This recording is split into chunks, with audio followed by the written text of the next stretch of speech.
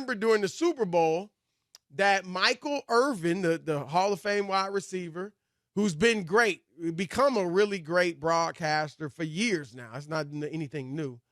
But he was in Phoenix to cover the Super Bowl or talk about it for the NFL Network and ESPN as well. And Rob, he had an encounter with a female employee at the Renaissance Hotel in downtown Phoenix. And she accused him of, misconduct. And immediately the NFL Network and ESPN dropped him for that week. And now he is fighting back. He filed a $100 million lawsuit, defamation lawsuit against the hotel, or Marriott, which owns the Renaissance. And today he and his lawyer held a press conference in Dallas, and they had two eyewitnesses, Rob, one from Australia and the other, I believe, was from Phoenix or maybe Philadelphia. And they both said that they saw it and Irvin did nothing wrong. I don't know that they heard what he was saying, but they said it appeared very friendly. They saw no, notion of anything that was wrong. And he and the woman shook hands and, she went her way and he went his, and they said it was all good. And Rob, Irvin was so choked up by what they said that he actually started tearing up. And here's some of what he said. This sickens me. Because in this great country, this takes me back to a time where a white man would accuse a white woman would accuse a black man of something. And they would take a bunch of guys that were above the law, run in the barn, put a rope around his foot and drag him through the mud and hang him by the tree. Not a thought about what would happen, not an investigation, not after repeated attempts of people trying to go and say, guys, here's what really happened. Here is what really happened. Here are witnesses that'll say this, here's witnesses that'll say that. They said, we don't want to hear. We do not want to hear. This just blows my mind that in 2023, we still dragging and hanging brothers by a tree. That blows my mind that I have no opportunity to defend. I don't even know what I'm defending. And absolutely, to not listen to the court. Marriott is above the law. Because I still haven't seen this tape. Yeah, he hasn't seen the tape. His lawyer saw the tape, Rob, but wasn't able to show it to Michael Irvin. And his lawyer said it's nonsense when he saw the tape. But what are your thoughts? Yeah, Rob. I mean, this is a tough spot. I mean, I don't, this is, he said, she said, people bring in witnesses all the time in defense of cases. I've seen everything. The thing that I guess I believe is the bad part for Michael Irvin is his history. Right. And I think because of his history, Chris, this is just me. I'm just being honest. Because of his history, people are more apt to believe an allegation against him. And I don't think that that's fair, but I do understand when somebody has a history of some missteps and wrongdoings along their life, people will look and go, okay.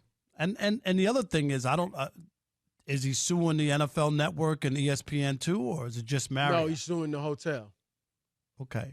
Because I don't think there's a need to sue the networks. Now, I'm with you in that it would have been nice after hearing his side of the story if they had backed him. Or at least said, look, we talked to Michael.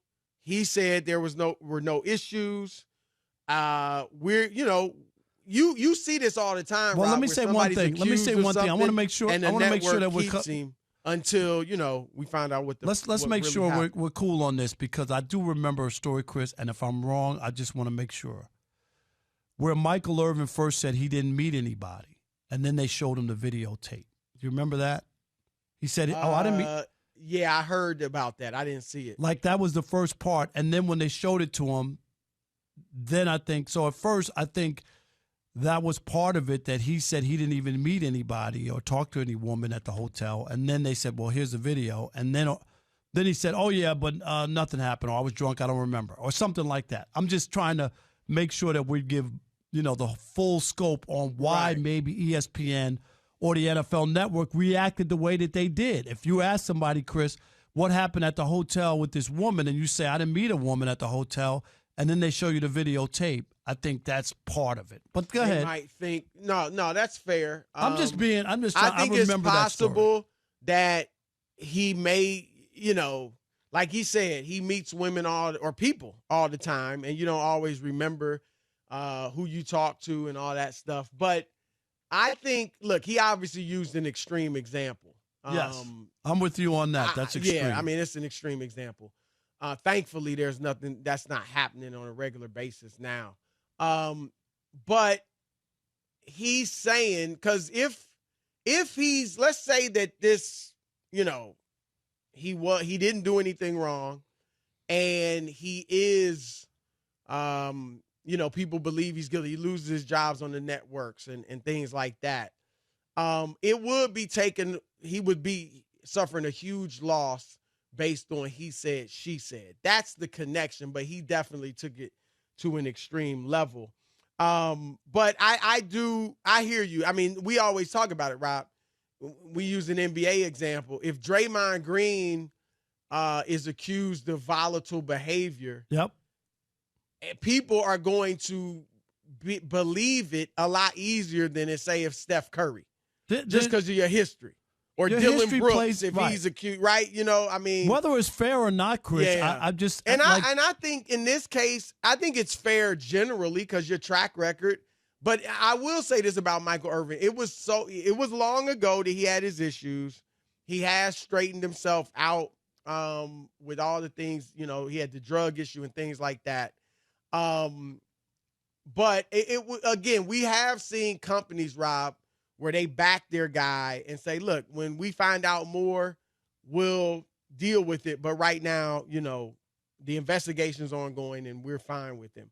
Well, but, here's the other thing, like too. you said, he didn't say he met the lady. So I just think that was the part of the story I remember originally on why because you remember we thought, boy, did they react quick. You remember that? Right, That's the first thing we said. They dropped him like a freaking like a hot potato. Habit. It was like, it was like, okay, he's off the Super Bowl. But again, here's the other part too, Chris. And again, it's not fair, but they don't want distractions during the Super Bowl. They don't want the story to be about Michael Irvin and what happened. Michael Irvin. If he's innocent, I'm with you. It's a shame because for people to put out a false story about you and damage your livelihood and your name is just the worst thing in the world. And if that's the case, she should go to jail and have to, have some sort of penalty in her life. And if Michael did do something, then he has to live with the circumstance. The consequences. Exactly. I agree with, if he's innocent, if he's telling the truth, then good for him, and I hope he gets what he gets from the lawsuit. I hope he gets, you know what I mean, whatever the financial compensation will be. That woman does need to be dealt with, if indeed, because, Rob, this happens to athletes a lot. I mean, I don't know, maybe most cases they're guilty. I don't know. But there are times where you see they're falsely accused. Yeah. And the other way, Chris, we've also seen, and we're just going to pull the curtain back, we've worked in networks that have former athletes that have had issues as well, working with coworkers. Have we not? Oh, no doubt. No doubt. And people have lost jobs left and right. So I'm just saying we've seen both sides of it. I think the thing he was saying, and then we'll get to the callers, Rob, when because we didn't play this part, but he also talked about, I couldn't say anything. Like, nobody believed me. Like, whatever I was saying was falling on deaf ears. And it is sad, and that is unfair. But to your point, Rob, that goes along with the resume, unfortunately. Right. It goes along with, we remember when you were getting into trouble in this. Chris, if you've never been in trouble and something came up your way, they would be like, we know Chris. Chris never gave us a problem.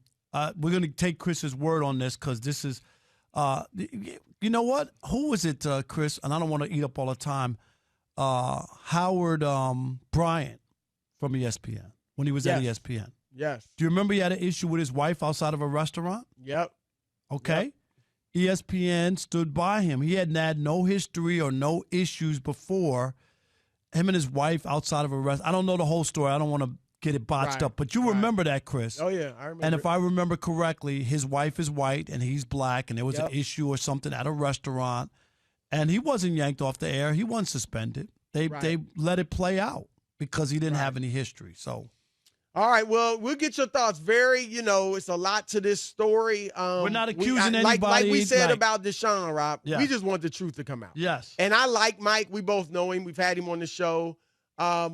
I was on his radio show when he had a radio show in Miami a lot. So I hope that, you hate to think of somebody lying on him, but I hope he's telling the truth, and I hope he is cleared and justice is served.